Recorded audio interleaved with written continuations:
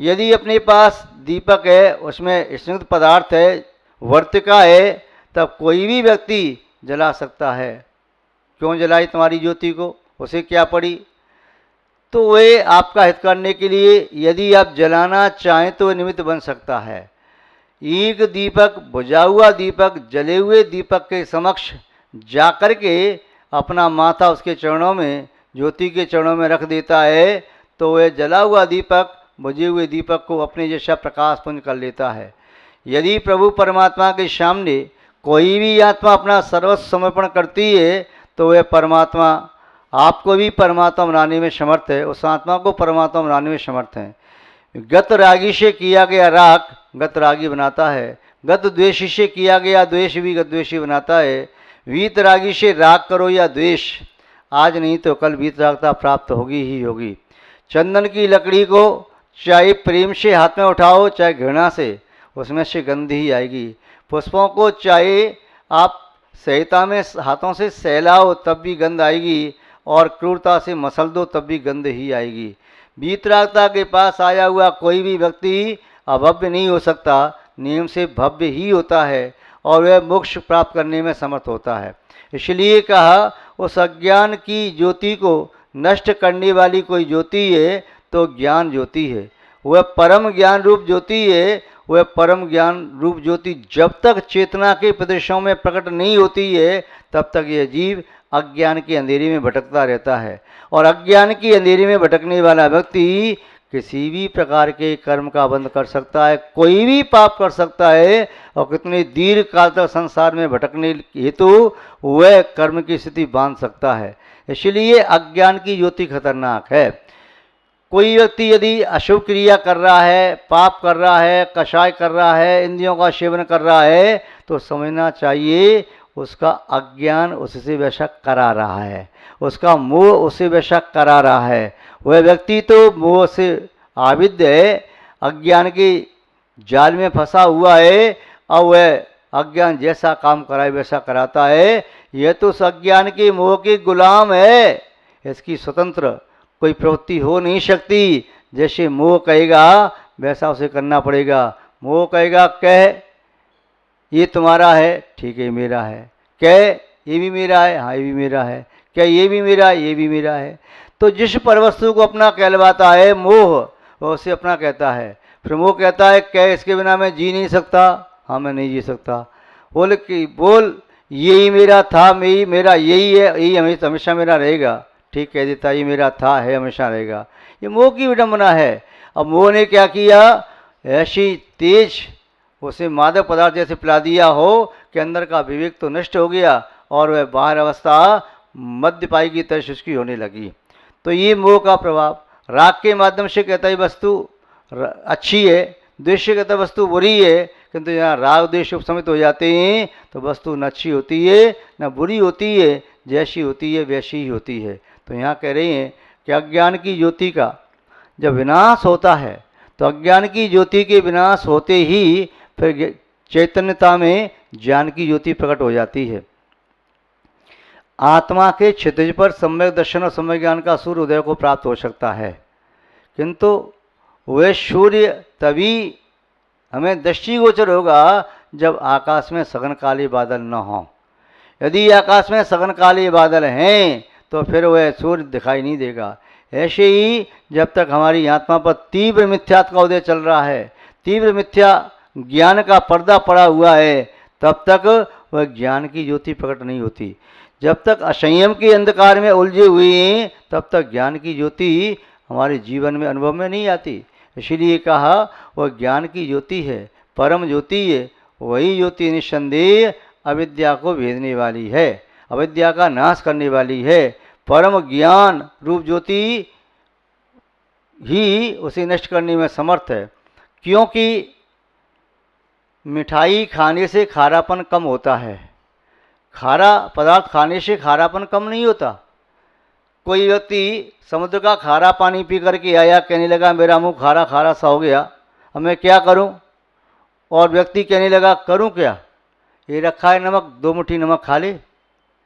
तो 2 मुट्ठी नमक खाने से खारापन दूर हो जाएगा क्या? नहीं होगा। ऐसे ही अज्ञान से अज्ञान दूर नहीं होता। यदि खारा पानी पी करके आया है तो यदि शक्कर खाता है तो उसका खारापन कम होगा। तो ये बात है कि पाप को दूर करने के लिए पुण्य का सहारा लेना पड़ता है, रक्त के दाग को धोने के लिए जल का सहारा लेना पड़ता है, अज्ञान को दूर करने के लिए ज्ञान का सहारा लेना पड़ता है, असंयम को दूर करने के लिए संयम का सहारा लेना पड़ता है, और मिथ्यात्व को दूर करने के लिए सम्यक का सहारा लेना पड़ता है। हमारी आत्मा में मिथ्यापने की जो धारणा बनी है उसे दूर करने के लिए सम्यकपने की धारणा नहीं बनाएंगे तब तक वह मिथ्यापने की धारणा दूर नहीं हो सकती। तो यहाँ पर कहा अविद्या विद्रम ज्योति, वह ज्योति जो अविद्या को भेदने वाली है, जो परम ज्ञान रूप है, जो महान है, जिस ज्योति को प्राप्त करके व्यक्ति भी महान हो जाता है। जिस ज्योति की प्राप्ति महान व्यक्तियों को होती है या जो जिसके पास होती है वे महान कहलाते हैं, जिनके पास भी ज्योति नहीं है वे वराक हैं, वे दीन हैं, हीन हैं, रंक हैं, गरीब हैं, जिनके पास आत्मा की ज्योति नहीं, परम ज्ञान रूप ज्योति नहीं, जिनके पास पुद्गल का वैभव है, वास्तव में वे जीव तो बेचारे हैं, बेचारे हैं, पुद्गल का इकट्ठा संग्रह कर रहे हैं, अपनी आत्मा के बारे में जानते ही नहीं, इसलिए आत्मा की निधि कहाँ से इकट्ठी करेंगे। जो व्यक्ति अभी ये जानता ही नहीं हीरा क्या है, कांच क्या है, तो वह व्यक्ति हीरे को नहीं जानता और कांच में अच्छी चमक दे करके कांच को इकट्ठा कर रहा है। जो व्यक्ति रत्न को, मोती आदि को, सच्चे मोती और असली नकली मोती की पहचान नहीं जानता, वह नकली को इकट्ठा कर लेता है। कांच को अच्छा मानने वाला व्यक्ति कांच इकट्ठा कर लेता है। ऐसे ही जिस व्यक्ति ने अभी तक सम्यक की महिमा नहीं जानी, सम्यक ज्ञान की महिमा नहीं जानी, सम्यक छात्र की महिमा नहीं जानी, ये तीन ज्योति से वह रहित है, वह कैसे प्राप्त करे। जब तक उसकी महिमा देव शास्त्र गुरु के माध्यम से उसके कर्ण गोचर और हृदय गोचर नहीं होती है तब तक प्राप्त करने का प्रयास नहीं करता। पहले वर्तमान काल में देखते ही वस्तु का विज्ञापन पहले आता है, ऐड पहले आता है, वस्तु बाद में बनती है। फ्लैट बनाने के लिए योजना बनाई, ऐड कर दिया, यहाँ फ्लैट सेल के लिए सेल आउट होने हैं, जिनको चाहिए बुकिंग कराओ। कोई वस्तु का प्रोडक्शन होना है, पहले शेयर कर दिया, जैसे चाहिए बुकिंग कराओ। चाहे नैनो कार का ऐड हो, चाहे आपका किसी बिल्डिंग का ऐड हो, चाहे आपका किसी और वस्तु का ऐड हो, जो भी माल तैयार हुआ उसका ऐड किया तो माल तैयार होने के पहले ग्राहक आ गए, तो उसका ऐड होता है। ऐसे ही जब तक हमें सम्यक की महिमा ज्ञात नहीं होगी, सम्यक ज्ञान की महिमा ज्ञात नहीं होगी, संयम की महिमा ज्ञात नहीं होगी, तब तक उसे प्राप्त करने का भाव हमारे मन में नहीं आएगा। और जैसे ही हम जान जाएंगे सम्यक इतनी बड़ी चीज़ है तो प्राप्त करने का भाव आता है। एक व्यक्ति नगर के बाहर पहाड़ों के बीच में रहता था, उसका मकान था, आसपास हरियाली थी, किंतु उसका मन ऊब रहा था। उसने अपने मित्र से कहा ये मेरे मकान को बिकवा दो और शहर में कोई ये मेरा मकान मुझे दिलवा दो। उसने कहा न बेचो तो अच्छी बात है, तुम्हारा मकान बहुत अच्छा है। वो नहीं नहीं मेरा यहाँ दम घुटता है, मैं तो यहाँ परेशान हो गया, मेरा मन नहीं लग रहा यहाँ पर। ठीक है, उसने दूसरे दिन उस मकान को बिकवाने के लिए समाचार पत्र में ऐड दिया, चैनलों पर ऐड दे दिया, नगर के न ज़्यादा दूर, नगर के न ज़्यादा समीप, प्राकृतिक सौंदर्य से परिपूरित पहाड़ की चोटी के समीप, जहाँ पर जल का झरना झरता है, सामने से नदी बहती है, पक्षी प्रातःकाल से चहकते हैं, प्रातःकाल सूर्य की पहली किरण आती है, सर्दी में सर्दी का आभास नहीं होता, गर्मी में गर्मी नहीं लगती, ऐसा लगता है स्वर्ग का विमान यहाँ पर आ गया हो। ऐसा ये भवन यद्यपि बेचने की इच्छा तो नहीं है, किंतु आज प्रतिकूलता में बेचने के लिए वह व्यक्ति मजबूर है। उसकी कीमत तो बहुत है किंतु मजबूरी में बेचना चाहता है, इसलिए इतने रुपए में बेचना चाहता है। यदि कोई खरीदार हो तो संपर्क करे। जब वह पत्र उस मकान के मालिक व्यक्ति ने पढ़ा, समाचार पत्र देख करके अपने मित्र को फ़ोन किया, भैया कौन सा मकान है मुझे दिलवाओ। बोले तेरा ही मकान है। और मेरी मकान इतनी विशेषता है, मैंने तो अभी तक जानी ही नहीं, मैं नहीं मकान बेचता, मैं कैसे मकान बेचूंगा। जो प्राकृतिक स्थान पर मकान है ऐसी विशेषता है, मुझे मालूम नहीं था, इसलिए बेचने की बात मैंने कही थी, मैं नहीं बेचूंगा आप। तो ऐसे ही जब तक हमें किसी वस्तु की महिमा ज्ञात नहीं होती है तब तक हम उसकी उपेक्षा कर देते हैं। जब उसकी महिमा ज्ञात हो जाती है तो उसके पीछे पड़ जाती है, चाहिए ही चाहिए। जब तक कुमार वर्धमान राजकुमार अवस्था में थे, वैराग्य नहीं हुआ था तो राज्य वैभव उन्हें बड़ा अच्छा लगता था, राज्य में रहते थे। बाद में विरक्ति का भाव जागृत हुआ तो पुनः छोड़ करके चलने लगे। लक्ष्मी ने मौन भाषा में कहा, कहाँ जाते हो? इस राज वैभव को छोड़ करके तुमने पहले साधना की, पुण्य कमाया, उसका फल है, इसे तुम प्राप्त करो। उसने कहा, मुझे तो इससे कोई सरोकार नहीं, मैं जाता हूँ। लक्ष्मी ने कहा, ध्यान रखना, मैं तुम्हारा पीछा नहीं छोड़ूंगी। क्या करोगी तुम? देखो मैं क्या करती हूँ। वर्धमान महावीर स्वामी यथाजा दिगंबर हो गए, साधना में संलग्न हुई। लक्ष्मी ने जाकर के वहाँ पर असह्य दिखाना प्रारंभ किया। जहाँ आहार करने जाते वहाँ पर पंच आश्चर्य करती, रत्नों की आदि की वर्षा होती। महावीर स्वामी ने आहार करना बंद किया, साधना करने लगे, केवल ज्ञान प्राप्त कर लिया। लक्ष्मी ने संवत्सर की रचना कर दी। वह मुस्कुरा रही है, देखो ऊपर भी मैं, नीचे भी मैं। उसके बाद वर्धमान स्वामी ने योग निरोध किया और मोक्ष को प्राप्त कर लिया। मानो वह लक्ष्मी पुनः कहती है, या मुक्ति लक्ष्मी बन करके मैं यहाँ पर विराजमान हूँ, मुझे छोड़ के कहाँ जाओगे? महानुभाव, जब व्यक्ति को मूल्यवान वस्तु ज्ञात हो जाती है तो निर्मूल वस्तु को छोड़ने में समय नहीं लगता। आपको ज्ञात हो ये मिट्टी है तो छोड़ दोगे, सामने ज्ञात हो हीरा है तो उसे उठा लोगे। अभी तो जेबों में पत्थर भरे थे, अब उन्हें निकाल करके हीरा भरने के लिए तैयार हो जाओ, पत्थर और हीरे की पहचान करके। तो यहाँ आचार्य महोदय ने यही बताया है कि उस ज्योति के बारे में तत्प्रष्टव्यम पूछना चाहिए, तद इष्टव्यम वही हमें इष्ट होना चाहिए, और तद द्रष्टव्यम उस ज्योति को ही देखना चाहिए। मुमुक्ष भी मोक्ष के अभिलाषी प्राणियों के द्वारा वह ज्योति ही सर्वथा और सर्वदा ग्राह्य है, उपाधि है, और अज्ञान सर्वदा और सर्वथा त्याज्य है। उसे त्याग करें, मिथ्यात्व अज्ञान असंयम को छोड़ करके रत्नत्रय को प्राप्त करके आत्मकल्याण करें। इन्हीं सद्भावनाओं के साथ शब्द श्रृंखला को विराम देते हैं।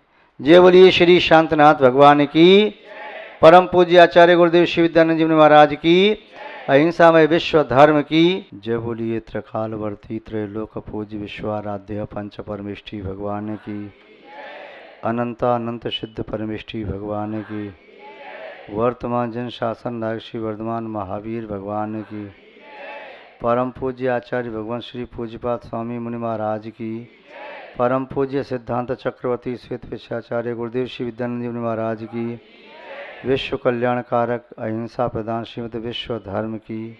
जैनम जयतु शासनम विश्व कल्याण कारकम।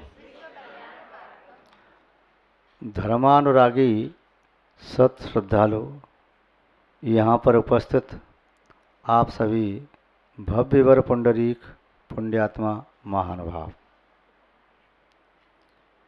आचार्य भगवान पूज्यपाद स्वामी जी 49वें श्लोक में बता रहे थे,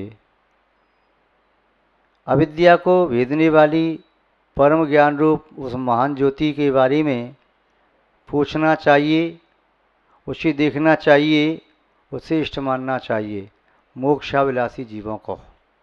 जब तक उसके बारे में ज्ञान नहीं होता है तब तक व्यक्ति इस भौतिक ज्योति को पकड़ना चाहता है। जैसे छोटा बालक घुटनों के बल चलता हुआ दीपक की ज्योति को पकड़ना चाहता है, किंतु बाद में उसे ज्ञात होता है दीपक की ज्योति तो हाथ को जलाने वाली है, तो उससे वह विरक्त हो जाता है। किंतु जब तक उसको अनुभव में नहीं आती कि दीपक की ज्योति जलाने वाली है, तब तक उसका प्रयास दीपक की ज्योति को पकड़ने का होता है। संसारी प्राणियों को जब तक ये एहसास न हो कि ये परिग्रह, ये धन संपत्ति, ये दुख का कारण है, ये रौद्र ध्यान दुख का कारण है, ये आर्त ध्यान दुख का कारण है, ये चेतन और अचेतन में आसक्ति दुख का कारण है, ये राग द्वेष की बुद्धि दुख का कारण है, यह कर्तृत्व बुद्धि दुख का कारण है, शरीर का पोषण भववर्धक है, भोगों का सेवन रोग का कारण है, पाप का बीज है। ये सब बातें जब तक उसे ज्ञात नहीं होती हैं तब तक व्यक्ति की प्रवृत्ति वैसी ही चलती है जैसी अनादिकाल से चली आ रही है। वह वैरात्मा होकर के आत्मा से बाह्य पदार्थों में अपनी आत्मा की स्थापना कल्पना करके उसका ही पोषण करता है, और आत्मा को तो जानता ही नहीं। जब आत्मा को जानता ही नहीं तो आत्मा की सुरक्षा कैसे करेगा?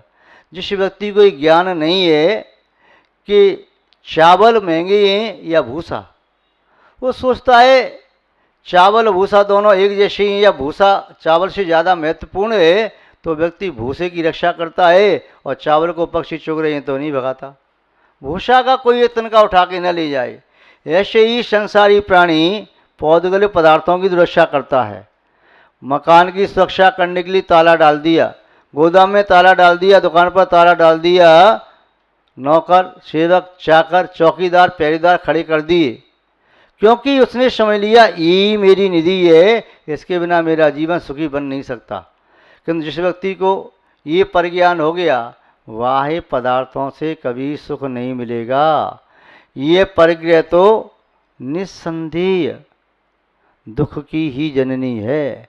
ज्यों ज्यों परिग्रह बढ़ता है, ज्यों ज्यों परिचय बढ़ता है, त्यों त्यों व्यक्ति के चित्त में विकल्प जाल वृद्धि को प्राप्त होता है, और जितनी ज़्यादा विकल्प होते हैं त्यों त्यों विकल्पों का जाल बन जाता है।